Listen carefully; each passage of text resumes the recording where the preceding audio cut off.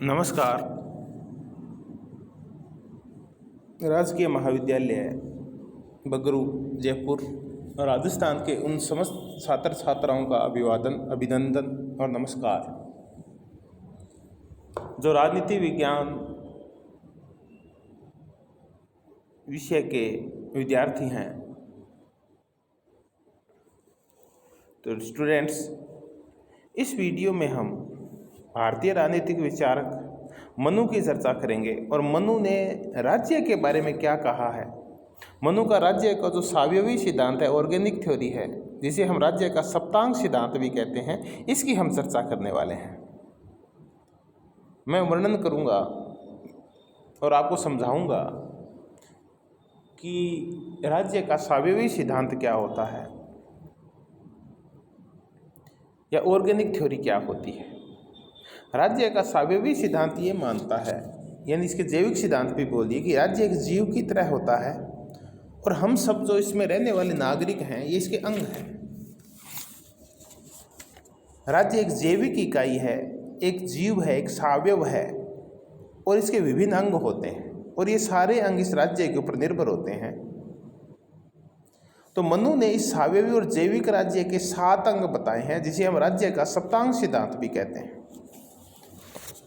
भारतीय राजनीतिक मनीषियों में जब हम चर्चा करते हैं शुक्र की, कौटिल्य की, बृहस्पति की और मनु की, यहाँ तक कि और प्राचीन भारतीय विचारक हैं, चाहे सोमदेव सूरी हैं या अन्य हैं, वो भी अपने राजनीतिक विचारों के तहत राज्य के सप्तांग सिद्धांत का ही वर्णन करते हैं। यानी प्राचीन भारतीय जो राजनीति चिंतन था उसमें राज्य की कृत्रिम उत्पत्ति का कोई सिद्धांत नहीं था, बल्कि राज्य की एक जीव की तरह प्राकृतिक उत्पत्ति का सिद्धांत है। इसीलिए राज्य का सप्तांग सिद्धांत है। राज्य का सप्तांग सिद्धांत ये बोलता है कि राज्य के 7 अंग होते हैं और इन 7 अंगों से मिलकर ही राज्य का निर्माण होता है।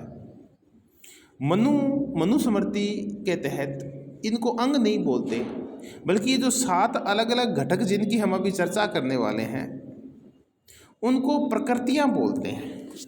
वो कहते हैं कि राज्य की 7 प्रकृतियां होती है।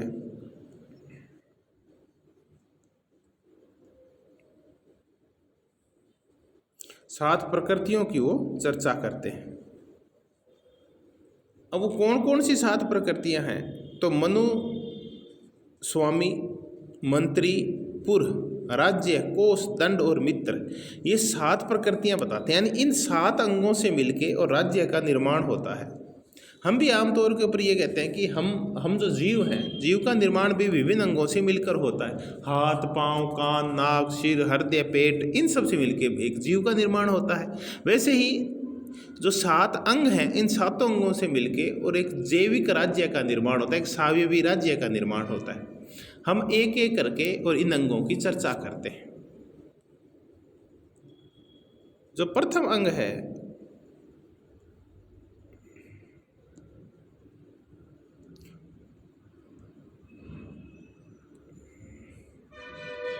वो है स्वामी, यानी राजा।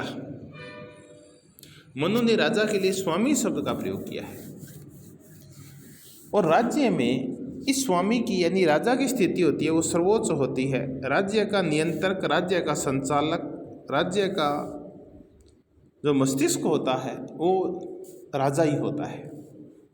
मनु कहते हैं कि हम बगैर राजा के राज्य की कल्पना भी नहीं कर सकते। ये तो वैसा ही हुआ कि हम बिना जैसे वर के बारात की कल्पना नहीं कर सकते। तो राजा ही है जो राज्य को प्रशासनिक दृष्टि से, शासनिक दृष्टि से संचालित करता है। और राजा कहते हैं कि मनु कहते हैं कि इस राजा में नैतिक गुण, राजनीतिक गुण और सामाजिक गुणों का वास होना चाहिए और ये व्यक्ति पढ़ा लिखा और धार्मिक होना चाहिए। फिर दूसरे अंग के रूप में मनु ने मंत्री की चर्चा की है। मनु का विचार है कि जब तक किसी भी राज्य के मंत्री कुशल नहीं होते, उस राज्य का कार्य सही ढंग से संपन्न नहीं किया जा सकता। तो कोई भी राज्य तभी सफल होता है जब उस राज्य के राजा को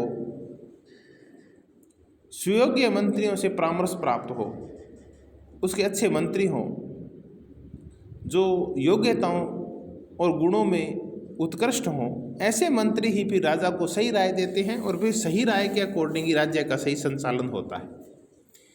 तीसरे अंक के रूप में कौटिल्य ने पुर का वर्णन किया है। पुर का अर्थ किला, प्रकोटा या राजधानी होता है। मनु का ये कहना है कि ये पुर है, यानी हमारी जो राजधानी है राजा की, वो पूर्णतः सुरक्षित होनी चाहिए। वहाँ रक्षा और भरण पोषण की पूर्ण व्यवस्था होनी चाहिए और ये ऐसी होनी चाहिए कि आसानी से तबाह नहीं हो पाए और दुश्मन की नज़र से दूर रहनी चाहिए। यानी कोई भी राज्य तभी सुरक्षित रह सकता है जब उसकी जो राजधानी है वो सुरक्षित रहे। और राजा ने कहा कि ये किले या प्रकोटे से घिरी होनी चाहिए ताकि दुश्मन इस पर एकदम से आक्रमण न कर पाए। तो पुर का तहत यानी ये राजधानी एक किले की तरह भी होनी चाहिए।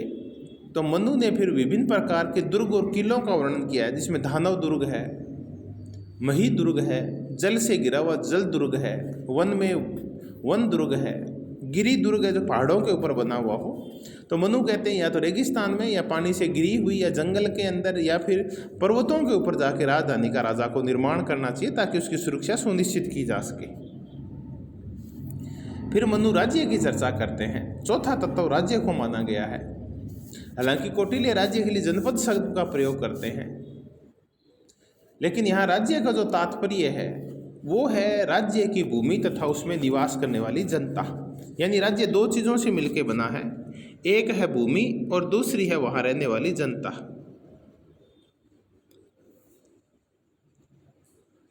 पांचवा जो तत्व है वो है कोष। कोष का तात्पर्य है राजकोष, जहाँ पूरे राज्य का खजाना रखा जाता है।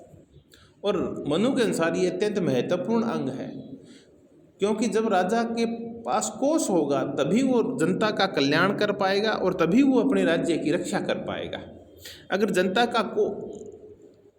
राजा का कोष अगर खाली होगा, इसका तात्पर्य है कि अगर राजा का खजाना खाली है तो न तो वो अपनी सेना को तनख्वाह दे पाएगा, उसका खर्चा उठा पाएगा, और न ही वो कोई जन कल्याण का कार्य कर पाएगा। यानी ऐसे गरीब राज्य की रक्षा करना अत्यंत मुश्किल होता है। तो मनु का कहना है कि राज्य का जो राजकोष है वो भरा पूरा होना चाहिए ताकि सभी गतिविधियां सुचारू रूप से संचालित की जा सके। अब हम इस सप्तांग सिद्धांत के तहत छठा अंग देखते हैं, वो है दंड। यहाँ जो दंड का आश्रय है वो मनु ने सेना से लगाया है। यानी दंड का तात्पर्य है राज्य की रक्षा करने वाली शक्ति। मनु ने सेना के अनेक अंग बताए हैं कि ये जो दंड है यानी सेना है जो राज्य की रक्षा करेगी, ये विभिन्न प्रकार की होनी चाहिए। इसमें हस्ती यानी हाथी सेना होनी चाहिए, रथ सेना होनी चाहिए, अश्व यानी घोड़ों की सेना होनी चाहिए, जल सेना होनी चाहिए और पदाति यानी पैदल सैनिक भी होने चाहिए।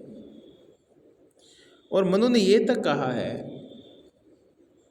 कि राजा का ये कर्तव्य बनता है कि सेना के जितने भी सारे अंग हैं वो सुदृढ़ होने चाहिए। यानी सारी अंग है, चाहे हस्ती हो, रथ हो, अश्व हो, जल हो या पदाति सेना हो, प्रत्येक अंग मजबूत होना चाहिए।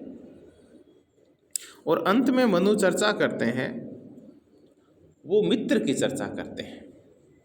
मित्र का तात्पर्य क्या है ये समझना होगा। मित्र का तात्पर्य राजा के पारिवारिक और घरेलू मित्र नहीं है, बल्कि यहाँ मित्र का तात्पर्य है अंतर्राष्ट्रीय राजनीति में राज्य के जो दोस्त राज्य होते हैं। जैसे हम कहते हैं हमारा भूटान हमारा मित्र है, श्रीलंका हमारा मित्र है, बांग्लादेश हमारा मित्र है। इसका तात्पर्य है मित्र, कि किसी भी राज्य का कौन सा दूसरा राज्य मित्र है, कौन उसका दोस्त है। कल को जब किसी भी राज्य के ऊपर, राजा के ऊपर संकट आता है तो कौन कौन से दूसरे राजा उसकी सहायता के लिए आएंगे, उसके कष्ट निवारण के लिए आएंगे, उनको अंतर्राष्ट्रीय राजनीति में यानी मनु की दृष्टि में उनको मित्र कहा जाता है।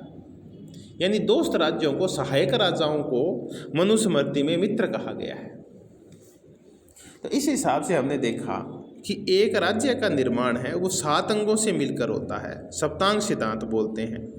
वर्तमान में भी हम जब चर्चा करते हैं तो हम कहते हैं कि राज्य 4 तत्वों से मिलकर बना है, उसमें हम भूमि को शामिल करते हैं, उसमें हम जनसंख्या को शामिल करते हैं, उसमें हम सरकार को शामिल करते हैं और उसको हम संप्रभुता में शामिल करते हैं।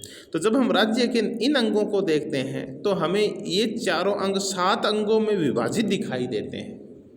उल्टी का ये जो सप्तांग सिद्धांत है ये इन 4 तत्वों को और भी ज़्यादा व्यापक कर देता है। तो ये जो अंग हैं इनमें एक चीज़ और ध्यान रखनी है। मनुस्मृति में मनु ये लिखते हैं कि प्रत्येक प्रकृति को यानी प्रत्येक अंग को उसके पश्चात दी गई प्रकृति की तुलना में अधिक महत्वपूर्ण स्वीकार किया जाना चाहिए। इसका तात्पर्य है कि राज्य का जो सबसे महत्वपूर्ण अंग है वो है राजा, और महत्व के क्रम में दूसरे स्थान पर मंत्री आता है, फिर पुर आता है, फिर राज्य आता है, कोष आता है, दंड आता है और अंत में मित्र की चर्चा है, यानी ये क्रमानुसार है।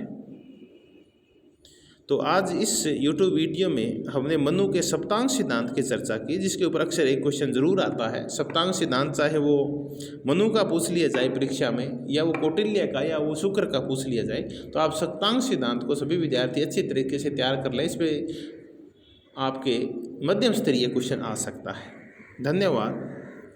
आप सबने मनोयोग पूर्वक मनु के राज्य का सप्तांग सिद्धांत समझा। पुनः बहुत बहुत धन्यवाद।